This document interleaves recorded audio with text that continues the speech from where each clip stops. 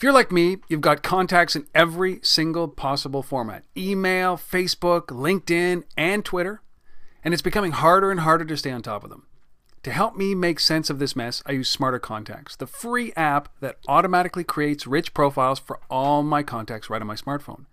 The thing I love most about this app are the rich profiles it creates. I can see photos, job titles, company details, and updates from social networks all in one place, all in context.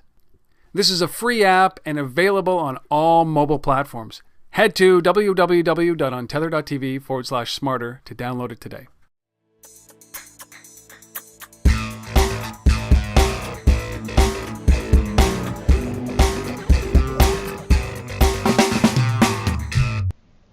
Hey everybody, this is part 2 of 3 of my interview with Holger Ludorf. So, one of the great things, the way that you guys spread was opening up your backend, opening up your API, and allowing everybody to basically feed off of the data that your users are ultimately putting in there. And early on, merchants jumped onto this and started using it. I think the first time I ever heard about it was Starbucks, right? You get and everybody uses this example. You become the mayor of a Starbucks, you get a discount on a latte or something to that extent. But is that your monetization strategy? How do you think that there's that you guys can, or are you guys thinking about revenue generation, or is it still UX, UI, and driving user growth? Right. Yeah. So first of all, I think the good news for the merchant really right now is that all these tools are available for free, right? We're pointing everybody to foursquare.com/business. There's a self-serve platform on our website that allows people to get verified so that we make sure that they're really the owner of a certain store or restaurant. And once they're kind of set up that way, they can start setting up specials for different type of purposes, either driving in loyal customers that get rewarded on their 3rd or 5th or 10th visit. We can also drive in new customers, and etc. So there's a number of tools, a number of specials that we offer. We also offer a dashboard that allows the owners of these stores or restaurants and these merchants to see who are their top 50 customers on Foursquare, who are the last 50 people who have checked in, what's the gender and age breakdown, how many of those check-ins have been tweeted and posted on Facebook and so forth. So there's a wealth of information that they can also use and can leverage, not just the small merchants, but also the large chains that are already working with us. So that's the good news is that our merchant base right now is growing, and all the tools that they can leverage are really for free. So it's kind of almost like a no risk trial. In terms of your question regarding the monetization, the good news is we don't really feel the pressure right now to kind of force the monetization topic. We really want to build the best product. There's so many ideas and so many things that we still want to offer to the user that we can probably launch over the coming months. We certainly have some very good ideas about monetization, and the team is working on that in the background. But we don't really feel the pressure right now to do this. And we will introduce these things when we feel these products are right and we feel the users are ready for it as well. I mean, but you don't have an idea of that. It's kind of a feeling that you guys are gonna get. I mean, you're in an odd spot because you've got patient funders, obviously, right? Yes, we have the fortunate thing is that our investors are kind of on board with us. These are very, very experienced investors that have invested in a number of other startups in our space and in the kind of adjacent spaces as well. And they're just as patient as we are. The good news is we don't have any kind of hard timelines. There's no pressure on us. We do this when this is organically right, and that's kind of all I can say about it. I love that, organically right. But there's got to be you've got to, in the back of your mind, you're thinking through this thing as you're going. So there's models that you might achieve, but I mean, you just continue this until when? 30 million, 50 million users? Again, like we don't have these type of kind of long-term targets. I mean, as I said earlier, I think, nobody would have thought 2 years ago that we would be at, 50 million plus users today. I don't think companies of our size and in our space that is so brand new can really plan, 12, let alone 24 months out. No. We, have certain targets for the coming months. But as I had said, when we feel the product is right and we feel the user is right, and by the way, and when we think the monetization aspect still actually drives a lot of value both for the users and the merchant, that's the point when we're going to introduce those things. Yeah, and you know what, I'm of the firm belief, I believe in monetization. I believe that the worst thing that you can possibly do is get to 15 or 20 or 30 or 40 million users and an active and thriving community inside of it, but then all of a sudden try to turn on some revenue and them saying, "Oh, screw you, we're going to go somewhere else," and nobody wanting to buy. Do you guys ever worry about that? Or, but to your point, you're focusing on finding that right mix so that it's going to be of value to the end consumer. That's correct. Yeah, and I think we have a very, very engaged and highly enthusiastic and excited user base, right? We are a social network where people are building social graphs of their best friends that they share this very personal aspect, somebody's private location, with their friends. And so, I'm personally not worried that people will move away from the product only because we would introduce monetization sometime in the future. On the contrary, as I said, and as you said yourself, we will do these things and they will never kind of break the user experience. I guess the good news is that we have a ton of ideas around this topic, and we might have to try different things that might work, but I'm sure we'll figure that out. Well, based on what you guys are doing, so you launch Explore on the web, you launch Explore on the device, you launch Radar. Your product development is obviously about capturing some kind of trend or something that's happening. At certain thresholds, you've got enough information in your databases to be able to offer value to me, and then you add another tab basically in the product that complements the things that I'm already doing with there. So I check in at a hockey game or a ball game, and you tell me what's around. You tell me who's there. You tell me what their preferences are. And I think that's it's incremental innovation that at some point the light will go off, and you'll be, well, that's how we turn this into revenue at some point, right? Right. Yeah. That's probably one way to look at it. I think it's the challenge here is to keep the product very, very simple while adding on these different type of features, whether they are pure product features or the monetization features, because simply as you had just said in the example, just adding tabs at the bottom is obviously not the solution because that's not a scalable model. And I'm always amazed that the Dennis and the product team, how they figure out to kind of keep the product simple, but at the same time, putting some of these new functionalities into the forefront. That is really kind of the challenging aspect on the product side.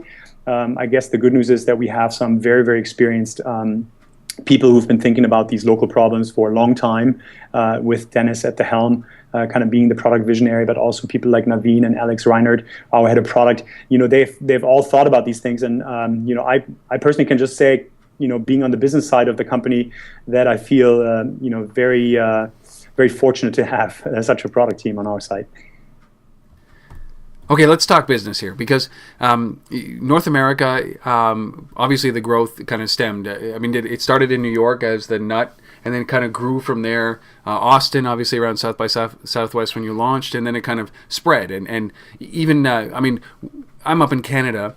I'm in Ottawa. Quite a few people using Foursquare in Ottawa, but nothing compared to checking into somewhere in SFO and automatically getting a swarm badge, right? Because of the number of people. Obviously, it's high concentration. What about expansion? You're getting check-ins from around the world, but where's the growth coming from? How does North America stack up with rest of world? Right. Yeah. The user makeup right now is about 50% of our users are in the US. The other 50% are outside the US. We're seeing a ton of growth outside the US, but it's still pretty much even right now. In terms of kind of presence as a team, we have a San Francisco team, we have a New York team. The San Francisco team is around 25 people now. We have another 80 in New York. We actually just moved into a new office in Soho to kind of have some room for expansion. The great news is we can offer any interested engineer to work for us on the West Coast or East Coast. I have to make that quick plug here. So we are still trying to grow this stellar team and finding great talent out there. The other thing we've done now internationally is we've just put our first person into the European market. My colleague Omid is heading our BD efforts. Is that the first person outside of North America? It's certainly the first partner-facing person outside North America. We have a great colleague of ours working out of Edinburgh, Scotland, but he's on the engineering side. And also we had for the longest time somebody in Sydney, I think, in Australia, who actually just recently moved to New York. So we already had some international colleagues for some time who've been full-time employees with the company. But Omid really is our first kind of partner-facing full-time force in London. And so right now we're trying to kind of basically seed this first office to tackle basically the European market out of London. How is that? I mean, Holger, it's got to be interesting to kind of expand like that outside of the home territory, which is, New York, San Francisco. You guys are known. Foursquare is known in North America. What kind of experience is it like to put an office in Europe and start from scratch and try to be known? You know what I mean? Right. Yeah, it's fundamentally different, right? I think I feel fairly comfortable with it being European, being German myself. So I know that the culture, I know that the business and how people use phones, for example, is fundamentally different in Europe from the US. It is actually even different within the different European countries. Yeah. And Omid, for example, my colleague, is also European himself. So from that perspective, we certainly know what we can expect, but there still needs to be a bit of research done. And the market is dramatically different. Basically we're talking to some players that are completely global. So we might be talking to Starbucks in Europe just as we're talking to Starbucks in the US, although they're kind of separate organizations. But then there's obviously a whole slew of very UK-centric, very European-centric companies that we're also talking to, both on the media side, on the retail side, brand side, and so forth. But the other thing is, that we are not as big in one single country than as we are, in the US. So there's still some education that needs to be done. That's part of the reason why we want to forge some of these partnerships in Europe, for example, because I think these early partnerships that we've done with companies like Starbucks, American Express, MTV, and so forth, they also helped us kind of spread the word and kind of spread the word of the value of Foursquare. The good news is, I guess, that we have a lot of people already in Europe, a lot of people on the business side. They certainly know us, so it's not like a matter of doing a ton of cold calling, but there's a lot of work to be done by Omid, and I know that he's very, very busy right now. But we're going to grow that team and get him some help on the ground. And I'm pretty confident that we're going to build some good partnerships out there. Do you think you have to, because culturally and the way that people use the mobile phones or smartphones in Europe versus North America, do you think that you're going to have to modify the product at all to accommodate that, or do you think how much influence do you think that the European market will have on the way that you move the product in North America? Yeah, I could see that over time, but right now, because the bulk is still in the US, and the team sits here in the US, I think my take on it is, because we've seen so much organic growth internationally already, that I think is a sign that the product is actually right for those international markets as well. So we have not tweaked the product in any way other than actually translating it. We've done a very concerted effort over the last 12 months to translate the application for all mobile platforms into, I think we're now at 11 international languages, because we know that in Germany, people prefer a German language version, right? And the same thing in Japan and Korea. So we actually also see that helps us with getting adoption in those countries. But I think beyond that, I don't think we would really tweak the product. What we would do is we would introduce international partners, international retailers, media companies to make local offers for those markets. Right. And I think that will really be the product twist that will basically help localizing the experience for the user. Yeah, it's just so interesting because what we're witnessing with Foursquare is a company growing up, right? So what might have started off as an app, right, in a nascent early ecosystem, has now grown into a multinational 100+ person company with offices around the world and certain requirements that you have to adhere to. And at some point you're a 500 person company doing the same thing and a 1,000 person company doing the same thing. And it's very interesting to watch this happen to you guys, starting at the mobile level first and then expanding out. I'm pretty sure it's interesting to see from the inside as well. I was going to say, it's even more exciting experiencing it kind of every day. We walk in the office. No, it's super exciting, right? I mean, we just actually reminisced a little bit recently when we moved into this new office, because I still remember when we were on the 5th floor of our previous office, and then we had to move into a larger office, one floor up, and kind of just the growth that we've seen over the last 2 years. is hopefully, if we do everything right, an indicator for the coming years. But quite frankly, we don't really think about that. We just really concentrated on the moment right now, where our product is, what we need to do in order to educate our users, and in order to kind of grow our business both in the US and internationally.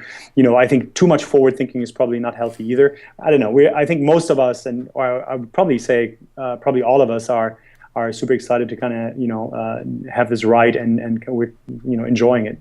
Makes the job really easy, actually.